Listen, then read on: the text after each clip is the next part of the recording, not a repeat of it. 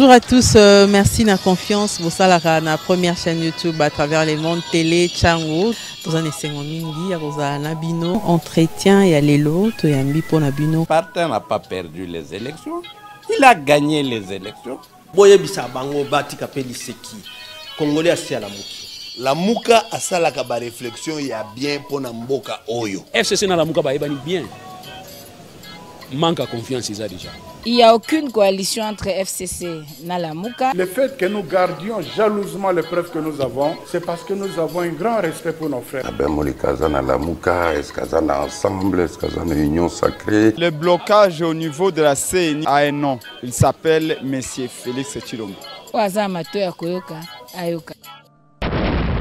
Le gouverneur Yavila Kisasa na bizaleli na bango bakamata depuis pouvoir oyo ya kala oyo tozali kokombattre balingi te liberté d'expression ezala tokomeli bango mokanda lelo veille ya manifestation nde bakoyanola biso balobi manifestation ya lobi moyen ekambama ezali te parce que bisika wana bato mosusu basilaki kozwa yango biso tolobi boye eza lokola lisano ya judo tokozwa bango na mouvement na bango po balekisi bilobela balekisi ba provocation tolobi balobi le 24 biso tokoya le 24 tobengi bino baso oyo bolengamaki fote lobi tokutana bobongama le 24 tokutana na Sainte-Thérèse mais le 24 o bango balobi pe bakomi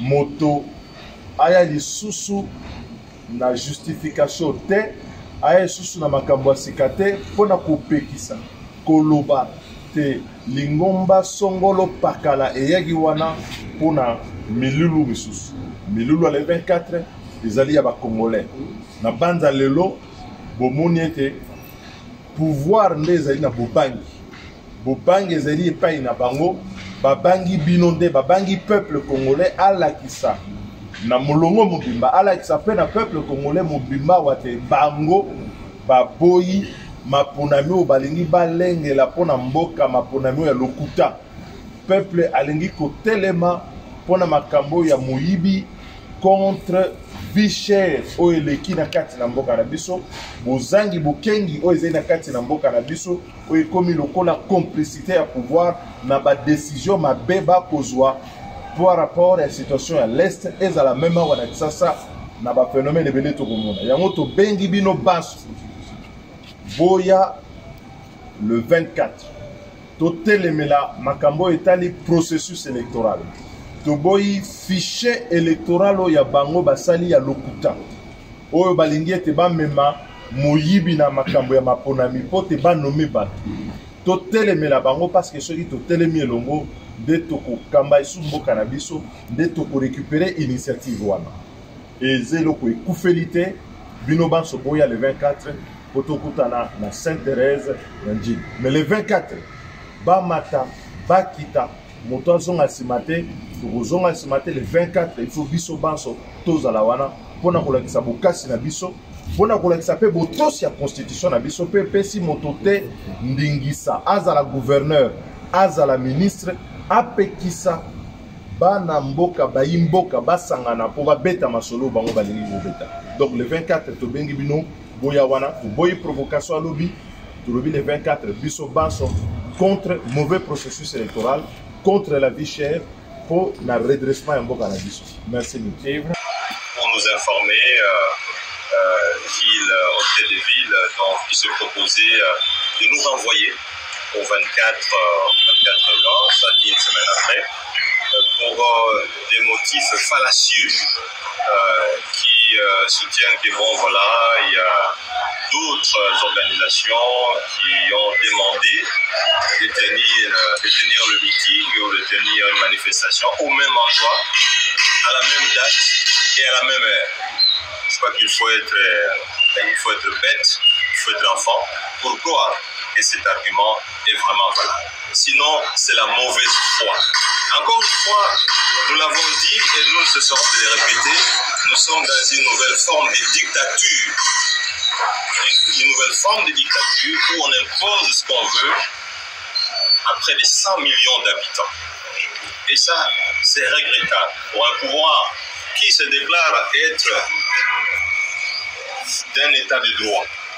Comment une organisation, on peut même dire 4 partis politiques, demandent près de 3 semaines avant l'organisation d'un meeting, et on vient répondre la veille en disant avant vous, c'est-à-dire on suppose 4 semaines avant, il y a une autre organisation qui avait demandé de tenir le meeting, de tenir une manifestation au même endroit, mais qu'on n'a jamais répondu. Mais on vient seulement vous informer la veille pour dire qu'il y avait une autre demande. Ça, je crois que c'est fallacieux. Et aujourd'hui, nous prenons le peuple congolais à témoin. Ceux qui disent que l'opposition est faible, c'est eux qui sont faibles. Parce qu'en réalité, s'ils n'avaient pas peur, ils n'allaient pas nous interdire de tenir ce meeting. Ce n'était pas une marche, ce n'était pas un sit-in, mais c'était uniquement un meeting pour informer la population que le pouvoir en place n'est plus à mesure de répondre aux préoccupations de la population congolaise.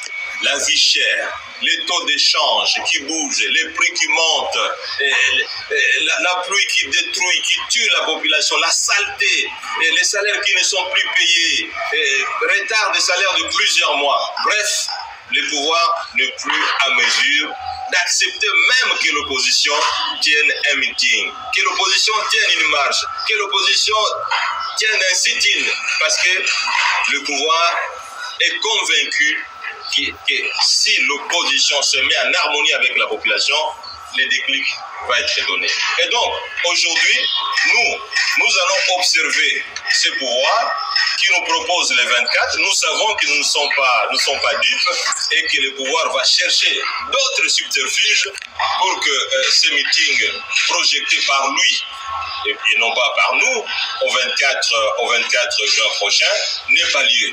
Mais nous savons, et nous prenons le peuple à témoin, nous étions déjà prêts à tenir notre meeting pour demain.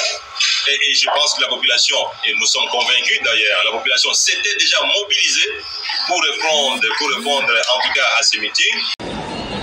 Notre présence dans ce stade mythique du tout-puissant Mazembe témoigne de notre attachement à l'unité de ce grand pays béni par Dieu, qui ne cesse malheureusement de s'enfoncer dans le désordre et la misère.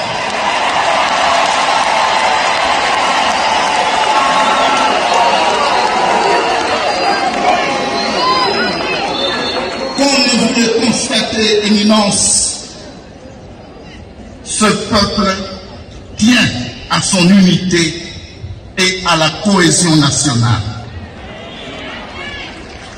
L'Église catholique, dont la majorité de ce peuple se réclame, est le symbole le plus éloquent et le signe le plus manifeste de l'unité indéfectible de ce pays.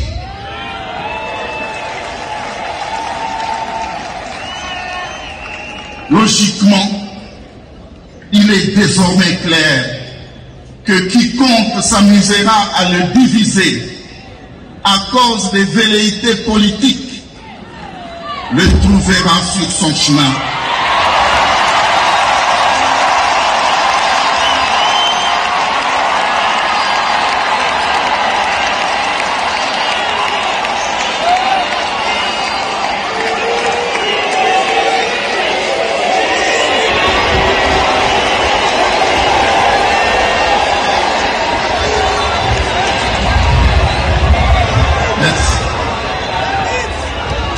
Je vais vous obéir.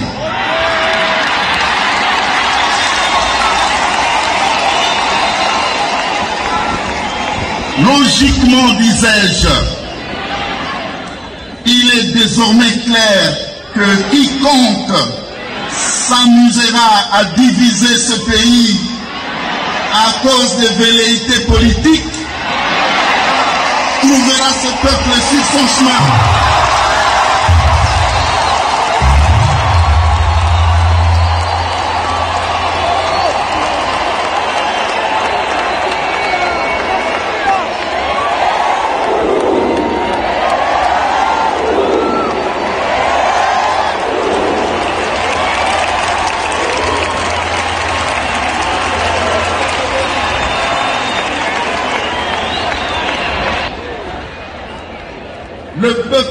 Congolais, dont une infime portion participe à cette Eucharistie de clôture de notre 3e congrès eucharistique national, ce peuple donc vit sur un territoire garni par d'immenses richesses naturelles dont, hélas, il ne profite pas suffisamment.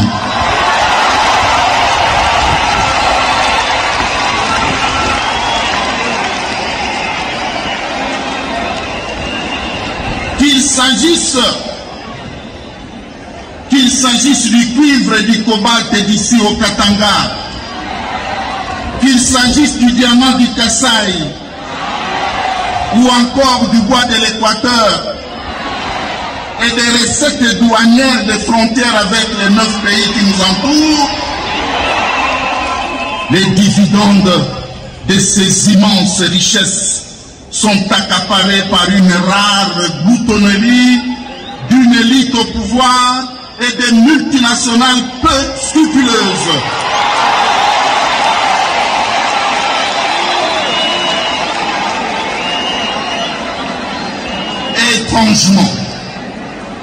Étrangement, pendant ce temps, la population de tout le Congo, qui en est le propriétaire attitré, croupit dans la misère. Dans ces conditions, l'abîme entre le train de vie insolent de l'oligarchie politique et la majorité du peuple ne cesse de grandir dans l'indifférence générale de ceux à qui revient la responsabilité de gérer la chose publique. Dans ces conditions injustes et révoltantes, Éminence, le peuple congolais, dont l'échantillon se trouve en face de vous, ne désespère pas. Grâce à la foi chrétienne, qu'il puise notamment dans l'admirable sacrement de l'Eucharistie, ce peuple croit fermement à des lendemains meilleurs. Sans vouloir s'évader dans une spiritualité désincarnée que le pape François a dénoncée à juste titre, ce peuple est conscient que son destin est entre ses mains. L'Eucharistie est à cet effet une source puissante de la force de son destin.